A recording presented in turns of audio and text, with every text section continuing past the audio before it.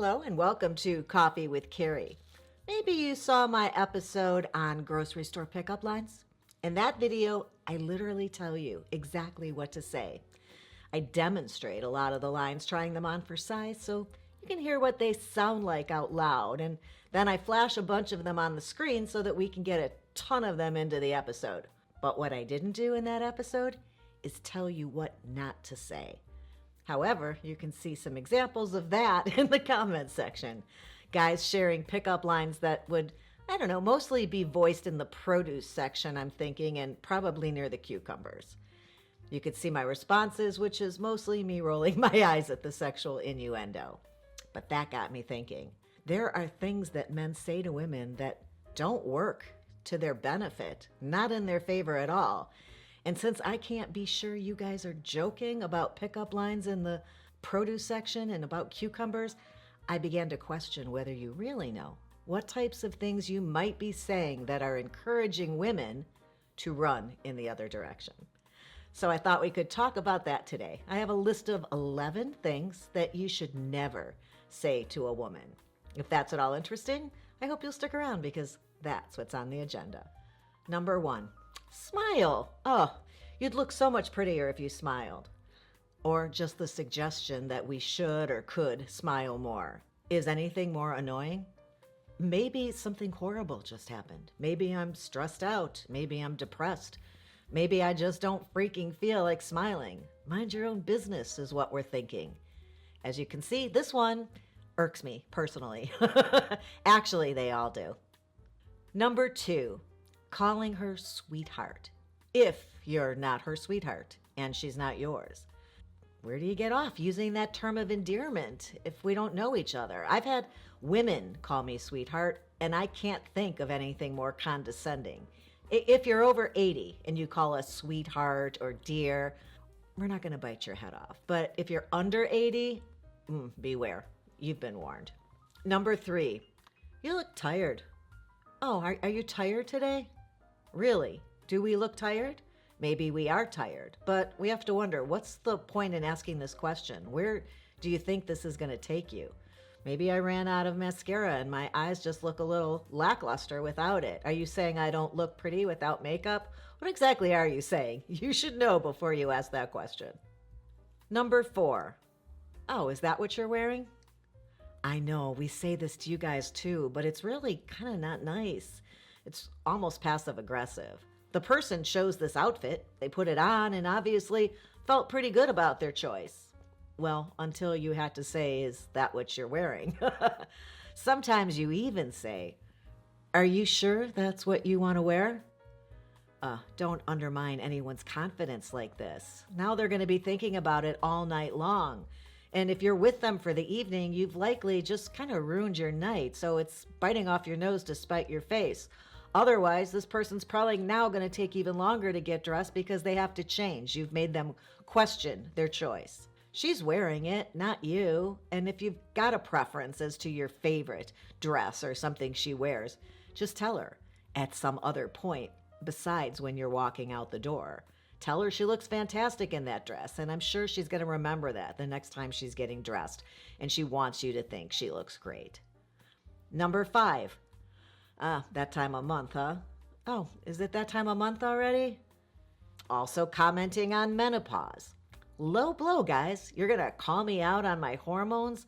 What if we said to you, oh, low testosterone this week? Exactly. Plus, there are plenty of us who have no outward hormonal mood changes at all around our cycles. Some of us have never even had cramps. Point is, we're all different, and don't assume you know how her hormones will affect her, and we'll refrain from calling you out on your time of the month too. Number 6. Calm down. Just calm down.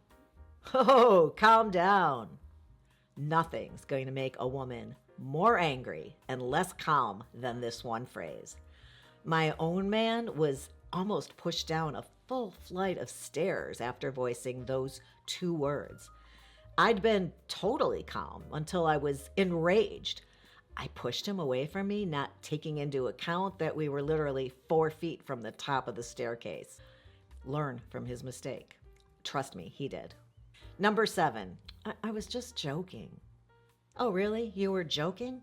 I thought jokes were supposed to be funny.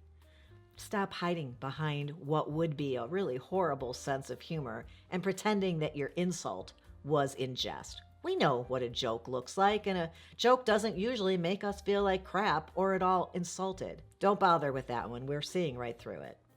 Number 8. I can't even begin to tell you how excited I am to be working with Zoog. This is an iOS app that I've been using with my grandkids for well over a year now.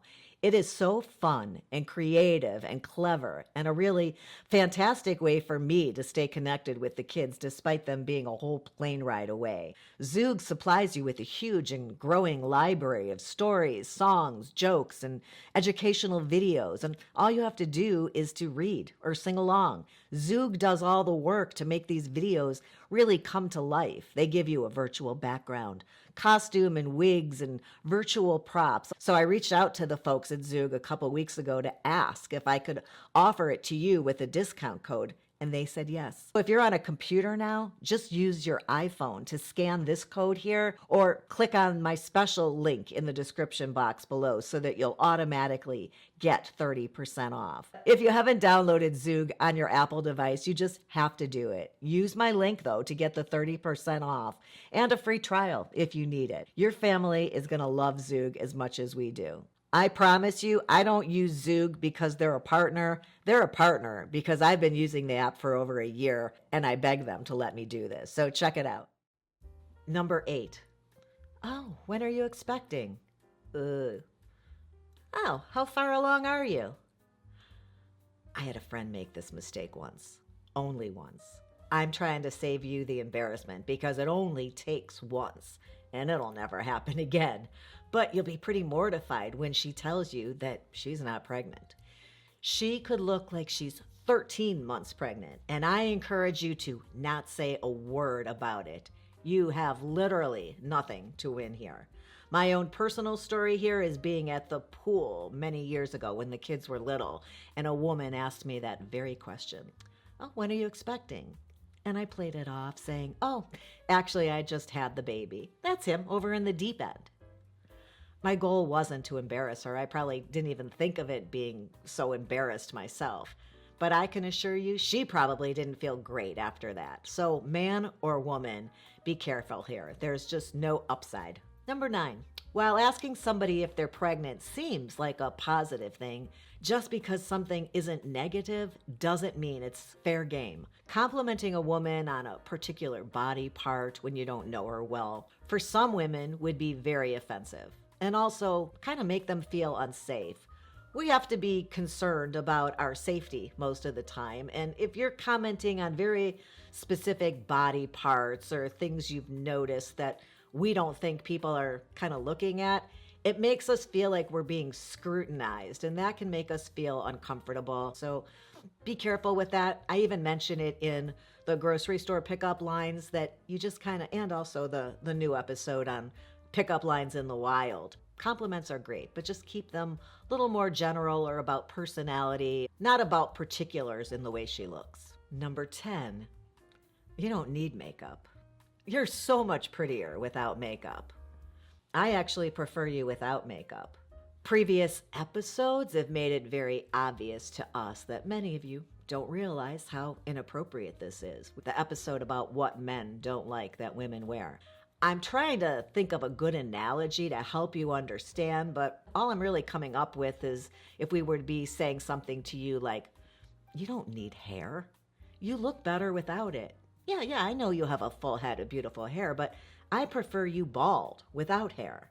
There is a way we feel like ourselves, and there is something we can expect to see when we look in a mirror. For some women, that's au naturel, without any makeup. For others, it's with a little lip gloss and some mascara to make us look more awake. It's making sure they have some blush on their cheeks and some concealer over what they think are dark circles under their eyes.